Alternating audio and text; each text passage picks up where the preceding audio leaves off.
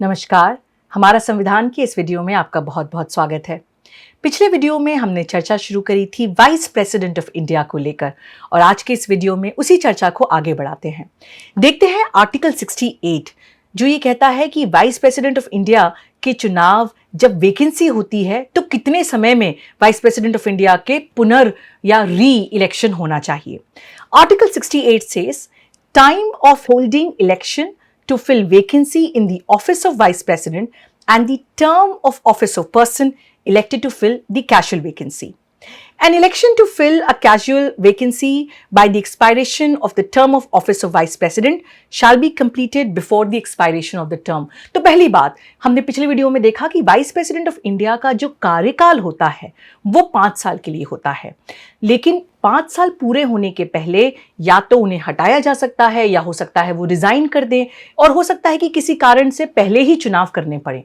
लेकिन यदि कोई वाइस प्रेसिडेंट ऑफ इंडिया अपने 5 साल का पूरा कार्यकाल पूरा करते हैं तो उनके वो 5 साल का कार्यकाल पूरा होने के पहले ही अगले वाइस प्रेसिडेंट ऑफ इंडिया का चुनाव हो जाना चाहिए। तो ऐसा नहीं कि वाइस प्रेसिडेंट ऑफ इंडिया के 5 साल पूरे हो गए और उसके बाद लोकसभा और राज्यसभा जो है वो अगले वाइस प्रेसिडेंट का चुनाव करे, पहले ही चुनाव हो जाना चाहिए ताकि वाइस प्रेसिडेंट ऑफ इंडिया के ऑफिस में किसी प्रकार की डिसकंटिन्यूटी नहीं रहे। Second, an election to fill a vacancy in the office of vice president occurring by reason of his death, resignation or removal or otherwise shall be held as soon as possible after the occurrence of the vacancy. ये शब्द important है, क्यों इस पर आऊंगी मैं 1 minute में।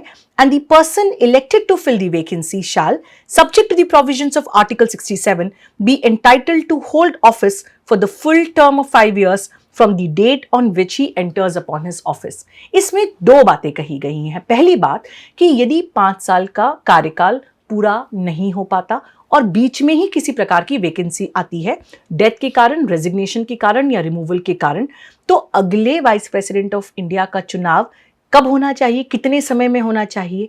जो शब्द उपयोग हुआ है वो है as soon as possible after the occurrence of the vacancy.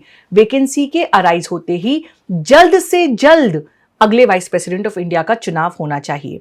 लेकिन कई लोगों ने इस प्रोविजन को थोड़ा सा क्रिटिसाइज करते हुए ये कहा है कि चूंकि संविधान आर्टिकल 68 में कोई एक निश्चित समय नहीं देता, कई बार ऐसा हो सकता है कि काफी ज्यादा समय लग जाए अगले वाइस प्रेसिडेंट ऑफ इंडिया के चयन में, तो क्यों नहीं यहां पर एक निश्चित समय सीमा डाल दी जाए संविधान में अमेंडमेंट के द्वारा और ये कह दिया जाए कि विद इन 2 months या विद इन 1 month आपको अगला चुनाव जो है वो कैरी आउट करना है।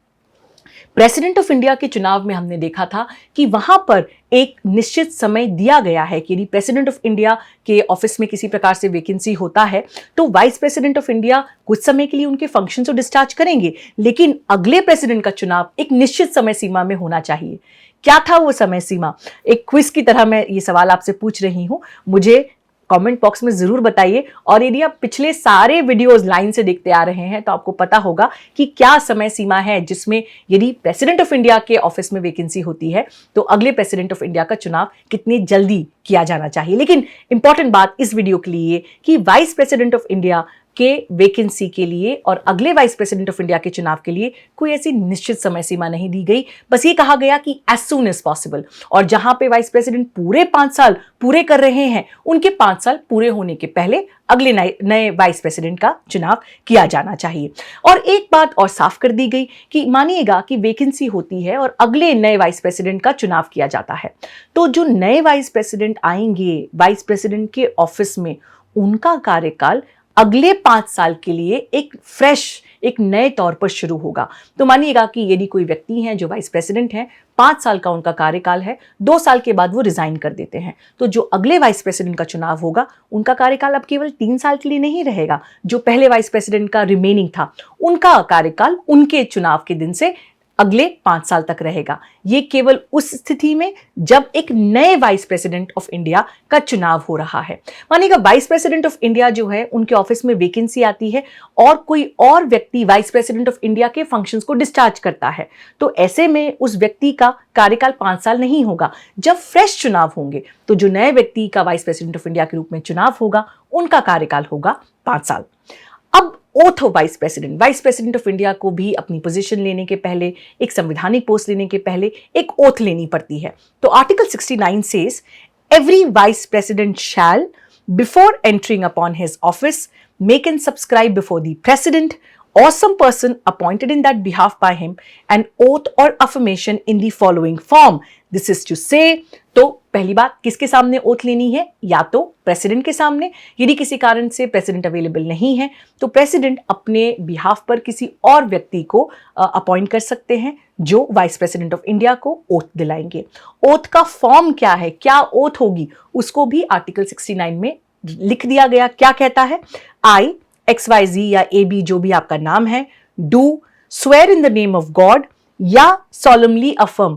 जब मैंने प्रेसिडेंट ऑफ इंडिया की ओथ पढ़ी थी तो मेरे पास एक सवाल आया था, बड़ा ही इंटरेस्टिंग दर्शकों में से, कि यदि कोई व्यक्ति नास्तिक है तो वो फिर अपनी जो है ओथ कैसे लेंगे?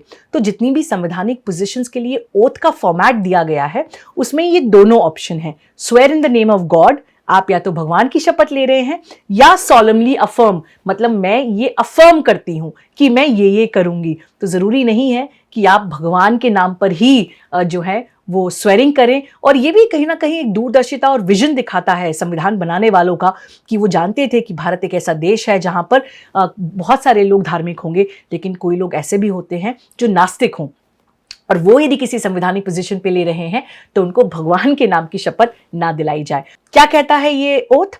I AB XYZ जो भी आपका नाम है, do swear in the name of God or solemnly affirm that I will bear true faith and allegiance to the Constitution of India as by law established and that I will faithfully discharge the duty upon which I am about to enter। मतलब संविधान की मैं हमेशा इज्जत करूंगा और संविधान में जो जो बातें लिखी गई हैं उनका मैं अनुसरण करूंगा। आर्टिकल 70 ये एक मिसलेनियस आर्टिकल है, क्योंकि इसमें यह कह दिया गया कि यदि प्रेसिडेंट्स के फंक्शन किसी ऐसी अवस्था में, किसी ऐसी कंडीशन में डिस्चार्ज करना है जो संविधान में नहीं लिखा गया, तो पार्लियामेंट के पास, संसद के पास ये अधिकार है कि वो उस पर कानून बना सके। पहले बताती हूं आर्टिकल 70 की भाषा क्या कहती है। Parliament may make such provisions as it thinks fit for the discharge of the functions of the president in any contingency not provided for in this chapter.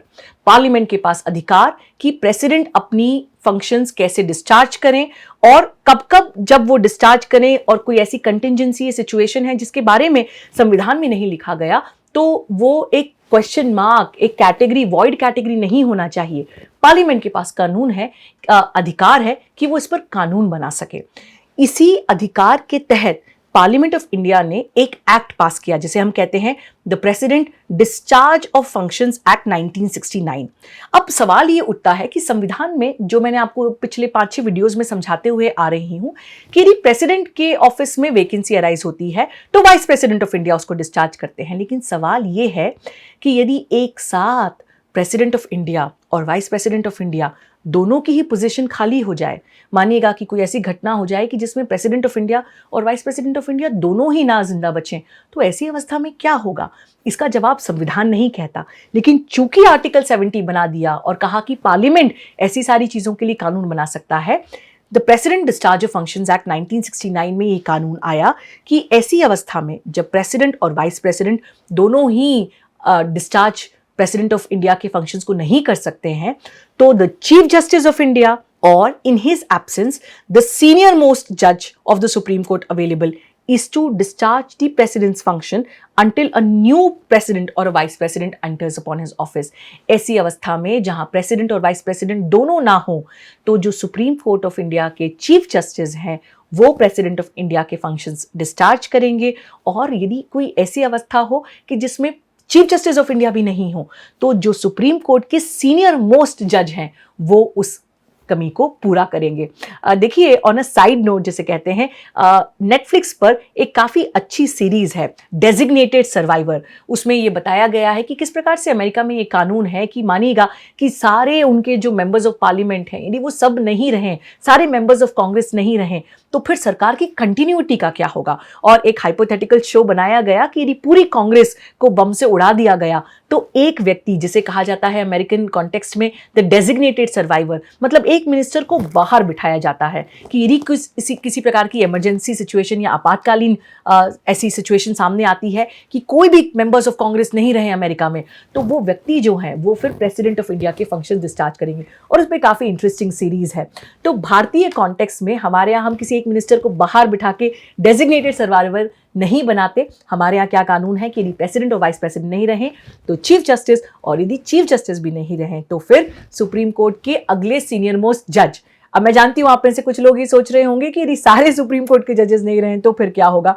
मेरे ख्याल से वो काफ़ी ही एक जिसे कहा जाए रिमोट पॉसिबिलिटी है। और यदि ऐसा कुछ होता है कि कोई भी सुप्रीम कोर्ट के जज नहीं होते तो जो अगले व्यक्ति सुप्रीम कोर्ट में आएंगे वो फिर प्रेसिडेंट ऑफ इंडिया का फंक्शंस डिस्चार्ज करेंगे। मतलब लॉ बनाने वालों ने सारी इफ्स एंड बट्स, सारी कंडीशंस के बारे में सोच लिया है। अगले वीडियो में फिर जाने की कोशिश करेंगे कि और क्या क्या इंटरेस्टिंग प्रोविजंस हैं संविधान में एग्जीक्यूटिव को लेकर, और इस चर्चा को जारी करेंगे। देखने के लिए बहुत बहुत धन्यवाद। मैं अधिवक्ता अवनी बंसल। द वायर के और वीडियोस देखने के लिए सब्सक्राइब करें और बेल आइकन पर क्लिक करें। स्वतंत्र पत्रकारिता की आर्थिक मदद करने के लिए डिस्क्रिप्शन में दिए गए लिंक पर जाएं और अपनी राशि चुनें।